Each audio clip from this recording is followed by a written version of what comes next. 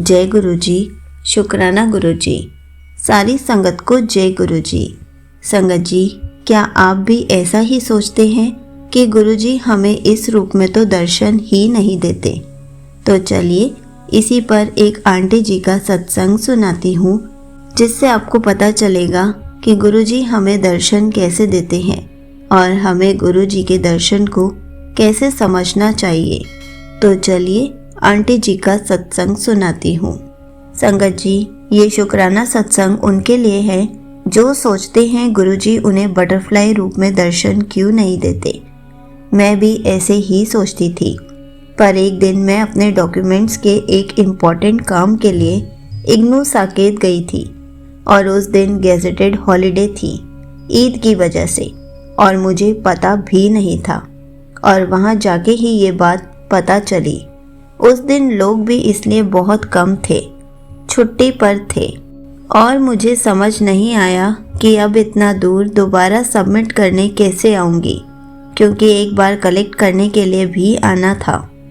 तो फिर मुझे बटरफ्लाई दिखी और मैंने यही समझा कि गुरुजी ही सॉल्व करने आए हैं। मैंने बस तब उनसे प्रे करी कि आज ही मेरा काम हो जाए, और तभी 10 मिनट में एक सर आए और मेरा काम फटाफट हो गया। उसके 15 दिन बाद मुझे डॉक्यूमेंट कलेक्ट करने दोबारा जाना था। घर से निकलने से पहले गुरुजी से प्रे करके गई थी कि ये काम मेरे लिए अगर अच्छा है तो बिना किसी रुकावट के करवा देना। और फिर तब भी ऐसे ही मुझे बटरफ्लाईज दिखी रास्ते में, और यूनिवर्सिटी में भी दिखी, और मेरा काम बिना रुके झट से करा दिया गुरुजी ने।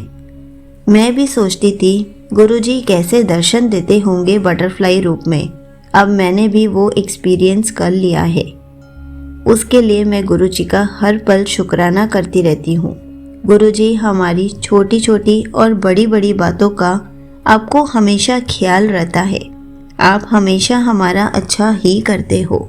यहीं पर आंटी जी का सत्संग समाप्त होता है। संगत जी, देखा आपने, हमें भी गुरुजी हर पल ऐसे ही दर्शन देते रहते हैं। गुरुजी के दर्शन देने के बहुत सारे तरीके होते हैं। हमें बस गुरुजी के दर्शन को समझना आना चाहिए। गुरुजी हमें बटरफ्लाई रूप में दर्शन देते हैं, पीकॉक रूप में दर्शन देते हैं, पिजन रूप में दर्शन देते हैं, ज्योत में ओम के रूप में भी दर्शन देते हैं। कभी कभी तो चपाती में भी अपने दर्शन दे देते हैं। गुरुजी को जब हम भोग लगाते हैं, गुरुजी हमें उसमें भी अपनी ब्लेसिंग्स के रूप में दर्शन देते हैं।